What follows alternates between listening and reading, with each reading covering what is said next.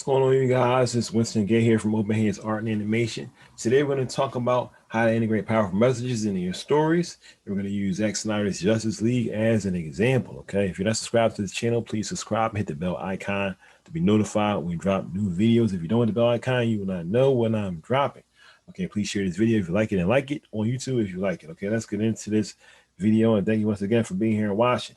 Okay, now you may say, well, Zack Snyder's Justice League, that's a superhero movie. It's talking about good writing. I seen the movie. The movie had average writing. Okay.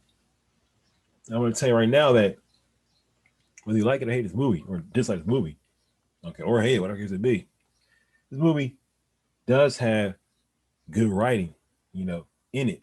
And it does a good job of weaving things around the central core of the message, the central message which you're trying to bring. Okay. Now, the central message of this movie comes from Cyborg. Okay, right here, Cyborg.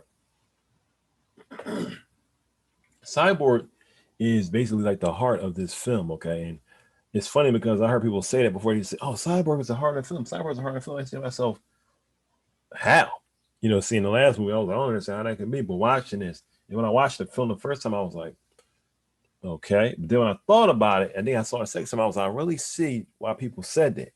He was something we before said that they changed it so much. Okay, he really is the central part of this film, and the reason is because his story. The reason is because these other stories, okay, those storylines are connected and actually support his storyline, excuse me, as being a central storyline. Okay.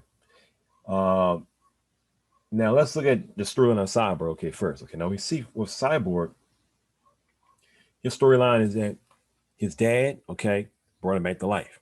All right. Now Cyborg's dad did that without Cyborg's permission. Cyborg was like on at death's door, okay, and basically he was brought back to life by Silas Stone, his father. Okay, now we see that the Flash in his storyline, he also is dealing with his father. Okay, his father is locked up. His father is in prison for a murder that they didn't commit.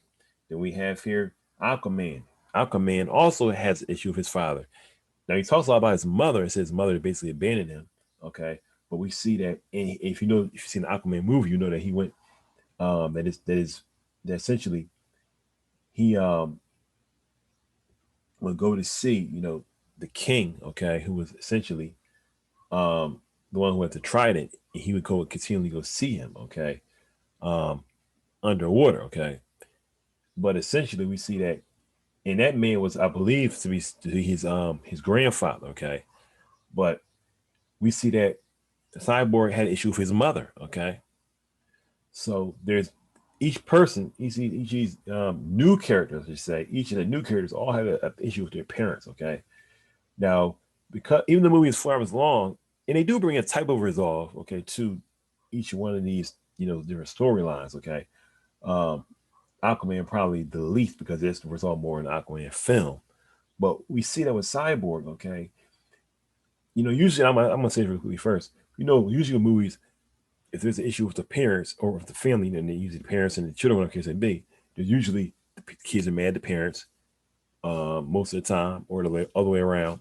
And then by the end of the movie, something happens, a big event happens, and they all lovey-dovey, they all hug each other, and that's the end of the movie. Okay, this film, there is an event that happens, if you remember, with his father trying to basically give them time and be able to find, which I personally, thought that even that was, I don't know.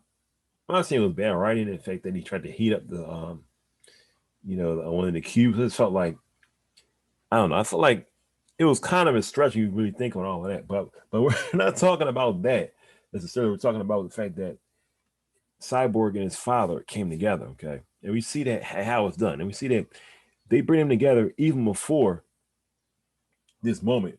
They start to, come closer together in how they feel to one to another.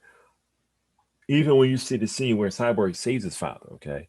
And I like the fact that the movie shows that Cyborg, to this point, is very mad at his father. When he sees his father in danger, it's like he comes out of his cyborg shell, okay? Because the thing is, which another, like,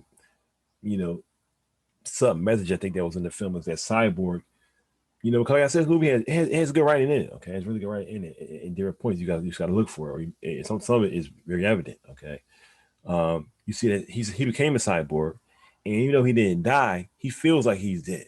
Okay, but when we see him, his father being in danger, he immediately goes down there. Okay, and tries to stop. And you may say, well, he may have, somebody said, well, it would have been better writing if he just waited, because he didn't like his father. But at the end of the day, the real Cyborg came out. Even, we see even before he became Cyborg, he was kind of upset at his father when he was in the car with his mother. He said, my dad isn't here. He said, stop standing up for him. You understand? So even then you see that he kind of had an attitude towards his father, maybe rightfully so, whatever the case may be. Still, when he saw his father was in danger, you see that he went down there and saved him, okay? And then we see other points where, he was warmer to his father, okay?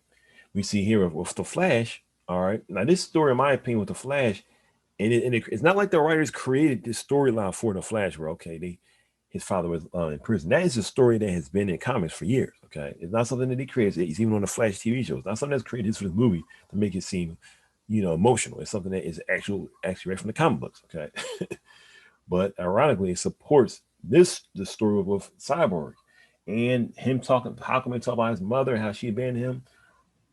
Once again, the abandonment issues. Okay, the abandonment feeling is shared to a degree with all three of the new cast members. Okay. Now, once again, so the powerful message that's being integrated here is that, we have to love each other, love your family, and even though people do things they may not understand, they may not like, we have to try to see what people, we have to try to, how can I put this? We have to be understanding at the very least, okay? Especially to our family, to our blood, and that parents sometimes do things that we don't understand, but for reasons that we don't understand, and as you get older, you start to see. And I know that even for me personally, I remember my mother was got remarried. Before she was remarried, and she asked me one time in the car. She said, "Well, if I were to get remarried one day, what would you guys do?" And I said, "I'll run away." And that's not the right answer to have. I will run away, but I didn't want my mother to get remarried. You see what I'm saying? So we see here, and I was mad at her for even thinking about that. Okay, when I was a kid, we see here that these new characters, even though they're different ages and different, backgrounds, really different backgrounds, from coming from Atlantis to being a football player to being. They don't talk too much about Barry, but from whom he was, trying to work out, I guess, a dog shop, or in that case may be,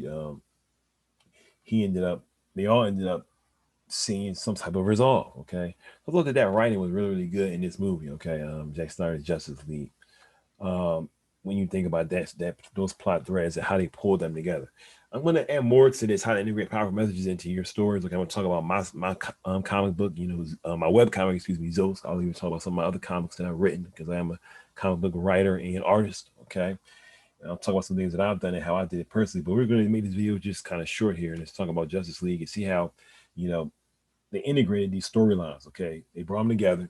They're related. These are like subplots that support this story, which a lot of people say that he's like the central piece of the plot of this movie, which is actually true. You think about that, and how at the end of the day there's unity being formed, and even with him and his father, there's disunity, and unity is formed. You think about it, it's kind of like the cartoon Captain Planet. If you ever seen Captain Planet, the message of Captain Planet was, protect the earth. Okay, don't destroy the earth. Okay, that's the kind of message that you see in Captain Planet. Okay, but it's not cheesy. It's done in a cool way, because you see that they're not just saying, "Hey, Captain Planet, let's put our rings together and make Captain Planet appear." And he appears. He says, "Hey, kids, you need to recycle." And I say, "Yes, thanks, Captain Planet, for telling us that." And then he disappears and flies away. And he says, "Protect the earth." Whatever the catchphrase I've getting used to say, whatever case it be.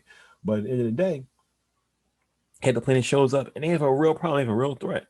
They may have some like blue in the earth, whatever case may be. Or even like the movie Ferngully, it's like, if you've seen that, it's kind of an old cartoon, but stuff like this, they really, they do a good job of showing a villain, showing you a problem that's maybe a problem even in the real world, okay, that we have. In my opinion, having a problem that people deal with in the real world that people can relate to is more powerful than it's create something out of nothing, and then just saying, this is the person, these are the character's dilemma, care for them, as opposed to, this is a real problem that you watching could even have right now.